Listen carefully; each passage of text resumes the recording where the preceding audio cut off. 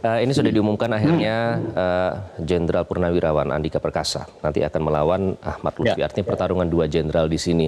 Nah, pertanyaannya ini kan yang selama ini muncul nama Ahmad Lutfi terlebih dahulu. Bahkan kalau kita ke daerah Jawa Tengah itu billboardnya di mana-mana, Pak. Artinya kan sudah sejak lama lebih populer begitu dengan beredarnya alat-alat kampanye tersebut ya istilahnya.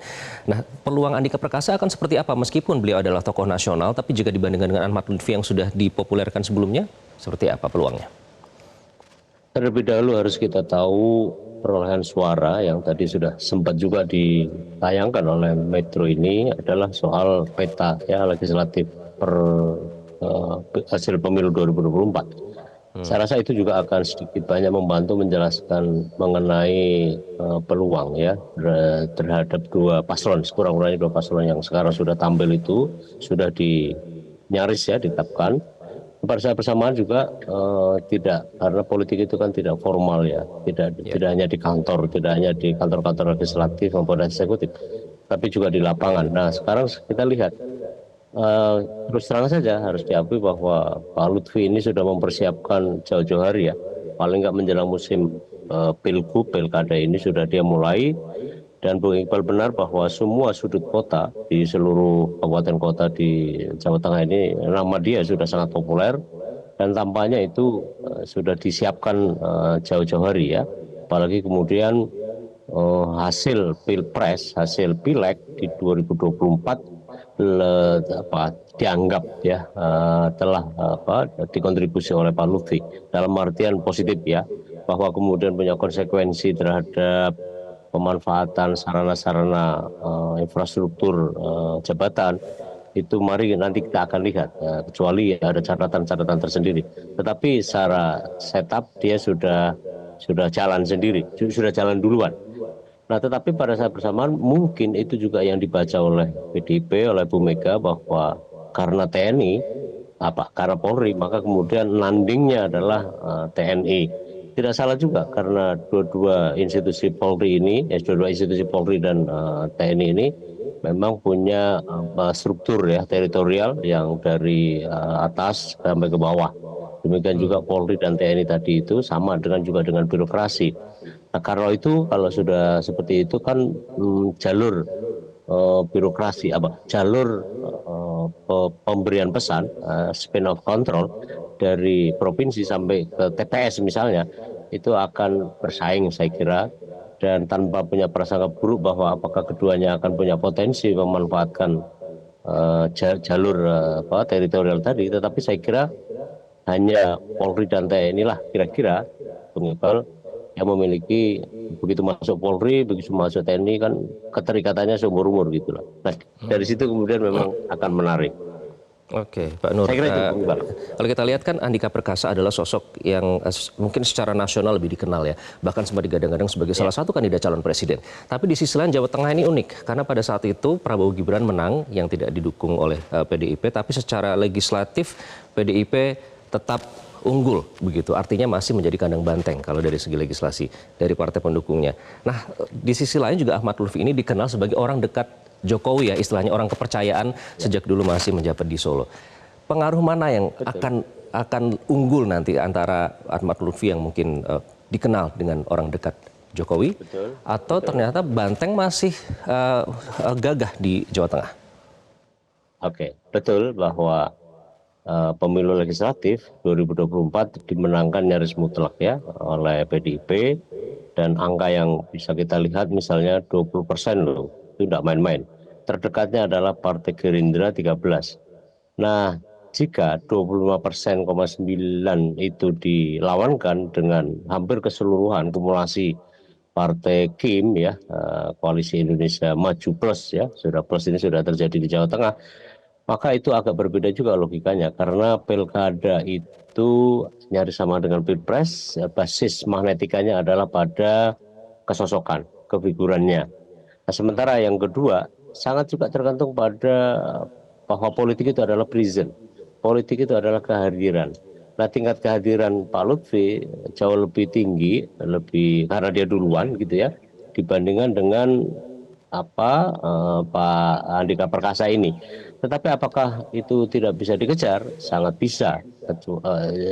yakni ialah dengan cara mengefektifkan 2-3 jalur ya. Jalur pertama adalah jalur jelas kepartean, dan kita tahu bahwa praktek sistem kepartean di Jawa Tengah ini yang diperankan oleh PDIP sangat efektif seperti selama ini. Nah, yang kedua adalah pada jalur-jalur non informal. Tentu saja kita tidak bisa sebut bahwa Pak Andika dan Pak Lutfi ini mewakili institusi yang sudah ditinggalkannya, tetapi hubungan-hubungan yang bersifat hubungan baik di antara mereka. Dan seperti yang saya sebut tadi, bahwa hubungan warga negara kepada TNI, begitu kita masuk kepada TNI atau Polri, itu kan seumur-umur itu. Jadi misalnya di pemilu 2004 ya, Bung Iqbal, bahwa semua TPS, ya bukan semua TPS, hampir semua TPS yang ada perintah untuk memenangkan ya keluarga ini keluarga itu di tubuh TNI dan Polri, itu TPS-nya memenangkan calon itu gitu. Di 2024 2004 2009 Anda bisa lihat itu lebih banyak menang TPS-nya di tangsi-tangsi gitu ya, tangsi-tangsi TPS yang calonnya berasal dari lingkungan itu pasti menang. Nah, yang ketiga adalah tergantung bagaimana misalnya Pak Andika dan kawan-kawan itu memanfaatkan seluruh perangkat yang ada, keras maupun lunak, untuk mengejar ya. Sekali lagi, kalau basis utama kita, pemikiran kita bahwa politik is prison ya, politik itu tingkat kehadiran, dan tampaknya Pak Lutfi harus mengejar di situ, sementara Pak Andika harus mengejar itu, sementara Pak Lutfi sudah melakukan terlebih dahulu.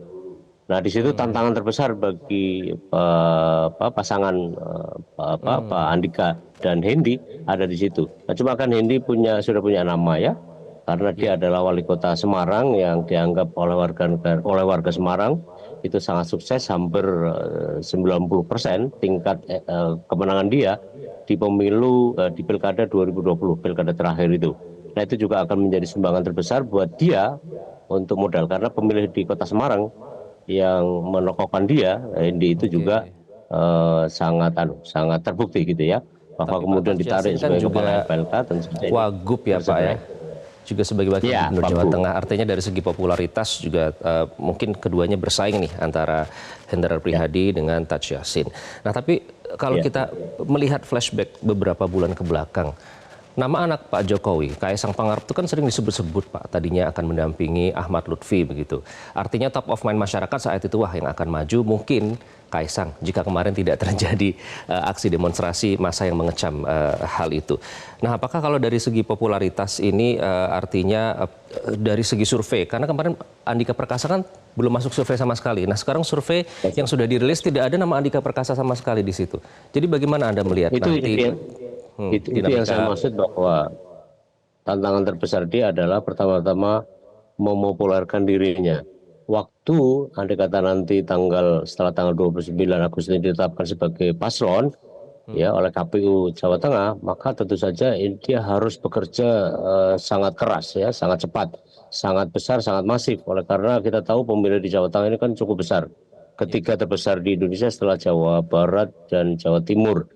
Dan tidak mudah juga untuk mengejar soal itu, kecuali sekali lagi mengefektifkan saluran-saluran yang dia pegang, saluran struktur partai gitu ya. Padahal partai di Jawa Tengah ini, termasuk PDIP, itu kan sekitar antara 18-24% ya, selebihnya kan simpatisan. Nah, di situ tantangan terbesarnya terus terang aja, dan setnya saya kira Pak Andika sudah ketinggalan ya paslon ini. Tapi bukankah tidak bisa dikejar ya? Tentu saja kerja keras. Jadi berlipat ganda kerja kerasnya paslon ini, dan tetapi saya membuka peluang bahwa sebenarnya karena PDIP sudah settle sekali di Jawa Tengah, maka dia akan memanfaatkan, dugaan saya akan memanfaatkan jalur internal bersama jalur yang sudah selama ini dibangun, ialah hubungan antara elit lokal di 30 kabupaten kota dengan massa ya. Masa PDIP selama ini sangat terjaga oleh terutama kader-kadernya yang ada di legislatif, itu memelihara maintenance gitu ya dengan hubungan-hubungan itu. Kendatipun asumsi ini bisa dipatahkan oleh karena pada pemilu 2024 Pilpres maksud saya, itu jalur itu agak terpotong gitu. Dan itu begitu banyak penjelasan terkait dengan relasi antara misalnya pendukung Jokowi ya dan Pak Ganjar gitu ya, Ganjar Pak Nur Mahfud Hidayat, tempo nanti hari. penting tidak sih kehadiran Dan juru kampanye yang berpengaruh begitu pada saat mereka berkampanye keduanya ini? Penting tidak untuk mengerek suara? oral campaign di Jawa Tengah ini menurut saya masih efektif, terutama juga influencer. Influencer itu informal leader dan segala macam. Tetapi tampaknya di sini terbelah karena sebagian dari misalnya kelompok Islam tradisional ya di Nahdien, skupnya itu lebih banyak dikuasai oleh dua kelompok. Kelompok pertama adalah Taj Yassin ini, dan yang kedua adalah kelompok Gus Yusuf, yang itu di Jawa Tengah juga sangat mempengaruhi. Dan Taj Yassin ini kan jadi kan sudah terbukti pada dua kali ya, pada waktu mendampingi Pak Ganjar pilkada yang lampau, dan yang kedua adalah dia DPD, dia menang. Dia kan DPD yang tinggal dilantik aja dalam beberapa pekan yang akan datang.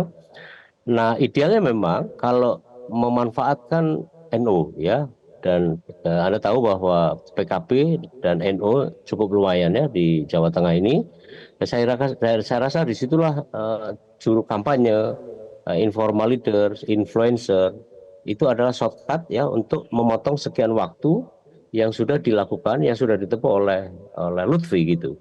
Nah, di situ buat saya ini tantangan terbesar dari PDIP paslon ini jika ingin memenangkan ya. Tapi mindset orang Jawa Tengah tetap saja masih kandang banteng. Baik. Dan jika itu dilakukan, dimanfaatkan ya modal sosial itu, maka saya kira itu akan membantu mengejar gitu ya. Karena khawatir saya seperti Bung Iqbal tadi juga sampaikan adalah bahwa nama Iya. Andika belum populer. Karena Baik, Pak untuk Nur Hidayat, memenangkan kalau kita kan melihat dari susunan gubernur yang pernah menjabat sebelumnya, kan ada beberapa istilahnya dari pihak militer yang menjabat ya, sebagai gubernur, yang memimpin gitu. Nah, bagaimana penerimaan warga Jawa Tengah sih selama ini jika Anda melihat terhadap representasi dari militer tersebut untuk memimpin Jawa Tengah? kan budaya paternalistik di Indonesia pada kebanyakannya selalu digantungkan pada orang sosok yang kuat. Ya kadang-kadang secara simplifikatif sosok yang kuat itu orang yang fisiknya kuat. Tidak bisa disalahkan seluruhnya, dan di situ TNI dan Polri mampu mengisi atas kekosongan itu. Di kita pemilu kada beberapa waktu yang lalu sempat terdelay soal itu. Ialah ketika Ganjar menggantikan Bibit Waluyo. Nah, kesannya bahwa persoalan orang sipil itu tidak sekuat orang TNI. Kendatipun sebenarnya asumsi itu bisa salah. Tetapi buat saya, maksudnya adalah kalau Pak Andika mampu memenuhi itu, ya apalagi kalau pendekatannya fisik, bahwa Pak Andika ini orangnya keker, itu tampaknya akan mampu ya kepada mereka yang berpikiran maco ya. Dan saya kira itu kalau Pak Lutfi kan lemah lembut tuh ya, dia sudah 5-6 tahun di sini bertugas. Nah, tapi kemudian Pak Andika dalam situasi begini bisa aja orang akan apa ya, tertarik dengan keadaan semacam itu.